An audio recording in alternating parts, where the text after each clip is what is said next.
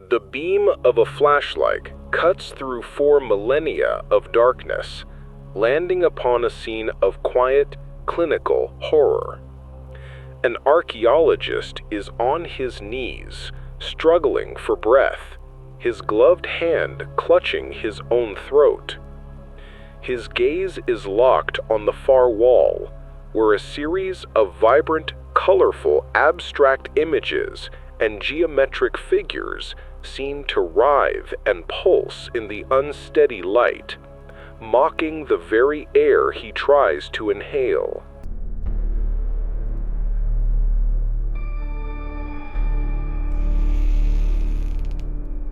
The Sakara Necropolis, an ancient burial ground for the elite of Memphis, Egypt's capital. For centuries, this city of the dead has been a place of monumental discovery, home to the first stone monument in human history, the Step Pyramid of Djoser. In January 2025, a Franco-Swiss mission discovered another tomb, this one a mud brick mastaba dating back approximately 4,100 years. It belonged to a man named Tetani Befu. He lived during the reign of Pharaoh Pepi II, the 5th king of the 6th dynasty. Pepi II's rule was unnaturally long, lasting some 94 years, and it marked the sharp terminal decline of the Old Kingdom. As the pharaoh's central authority eroded, regional governors, or nomarchs, grew in power, leading to political fragmentation and social upheaval. It was an age of paranoia, intrigue, and slow collapse. The inscriptions on Tetani Befu's stone sarcophagus revealed a man of immense and unusual status. He was the palace's chief physician, tasked with treating the pharaoh himself. He was also the chief dentist, an exceptionally rare specialization for the period. But 2 other titles, existing in a unique and disturbing combination, set him apart: priest and magician of the goddess Serket, and the almost unprecedented title, director of medicinal plants. This was not the profile of a healer. It was the profile of an architect of power. The team, led by Professor Philippe Colombert of the University of Geneva, breached the tomb's entrance. Despite being plundered in antiquity, the walls retained their magnificent murals and carvings. The team marveled at scenes of funerary offerings and depictions of various ceremonial vessels. Colombert himself noted that the preservation was so pristine it was easy to forget their 4,000-year age. Their first anomaly was not archaeological, but physiological. It began as a subtle tightness in the throat, a slight pressure on the larynx. Then came the sound, a high-frequency, chittering hum that seemed to vibrate directly within the bones of the skull. The crew checked their equipment for interference, but found nothing. As they deciphered more inscriptions, the strangeness intensified. They focused on his title, Priest of Serket.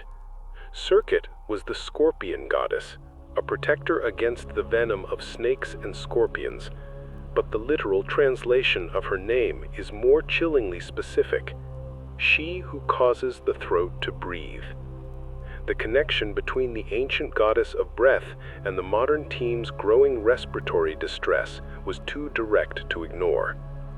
The investigation turned to his role as director of medicinal plants. Tetani Befu was an expert in Egypt's vast pharmacopoeia. He would have managed stores of acacia for treating skin diseases, aloe for burns, and even onion used as a natural snake repellent. But his gardens would have also contained more potent secrets: cannabis, used as a sedative and painkiller, and opium, used for anesthesia. In an era of political decay, control over such substances was control over the minds and bodies of the kingdom's elite. Then there was the final title, magician. In ancient Egypt, medicine and magic were inextricably linked. This magic was called Heka, a divine force believed to be one of the powers of creation itself. Egyptian doctors called themselves priests of Heka. Their rituals and incantations were considered as vital as their physical remedies, designed to diagnose and expel spiritual causes of disease. It was this intersection that led to a terrifying new hypothesis. The team stared at the abstract geometric patterns on the wall. They didn't match any known artistic tradition. What if they were not art? What if Heka was not a faith, but a protocol? And these patterns were not decorations, but data. The situation on site deteriorated. One of the younger researchers suffered a full-blown panic attack, collapsing from hyperventilation and claiming the patterns on the walls were moving and folding in on her. The project was immediately halted, and an official call was made to the authorities, citing a possible airborne toxin. The response was disproportionate. Before any medical or antiquities officials arrived, a convoy of unmarked desert-colored vehicles sealed the perimeter. Men in plain, dark, functional clothing emerged. They moved with the cold efficiency of a special operations unit, deploying sophisticated atmospheric sensors and acoustic detectors. They were not archaeologists. They were agents of the clandestine department known only in certain archives as Contour. The official story was changed to concerns over structural instability, and the archaeological mission was quietly and permanently disbanded. According to classified data subsequently obtained from the Contour Department's archives, the true nature of the discovery was far from archaeological. The symptoms experienced by the team, laryngeal constriction, patterned auditory hallucinations, the perception of moving geometric visuals, were a perfect match for previous incidents involving what the department designates a fringe signal. Contour identified the anomaly as a localized, low-frequency resonance field. The source was believed to be a unique geological formation deep beneath the tomb, but its effect was purely neurological. The signal's specific frequency resonated with the human vagus nerve, inducing an involuntary choking sensation, while simultaneously stimulating the visual and auditory cortex to produce complex, patterned hallucinations. The ancient Egyptians personified this invisible force as the goddess Serket, but Tetani Befu, the archives suggest, was a rationalist. He did not worship the signal, he studied it. The patterns on his tomb wall were his research notes, a precise visual map of the signal's transformative influence on human consciousness. His pharmacology was the key to unlocking it. He discovered that specific plant-based alkaloids derived from the opium and cannabis he controlled did not block the signal, but acted as a cognitive filter. They modulated the brain's reception of the anomalous data, allowing a subject to navigate the hallucinatory storm without being consumed by it.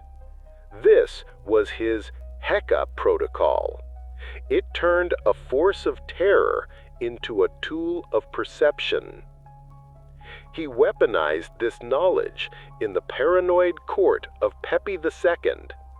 Political rivals could be brought to this location and exposed to the raw, unfiltered signal, driving them to madness or death through untraceable means. Conversely, allies and the pharaoh himself guided by Tetani Befu's Protocol, could interpret the same signal as a divine vision, a direct communion with the gods. He was not just a doctor, he was the gatekeeper of reality in a dying kingdom. His tomb was never meant as a monument. It is a containment chamber, its architecture designed to dampen the signal from its source. And it is a user manual. Today, the site of the tomb of Tetani Befu is a restricted military zone, operated by a non-governmental entity that does not officially exist. The official narrative maintains that the tomb is being preserved for future study, but the deep-ground seismic drills that operate day and night suggest they are not preserving the past. They are hunting for its engine.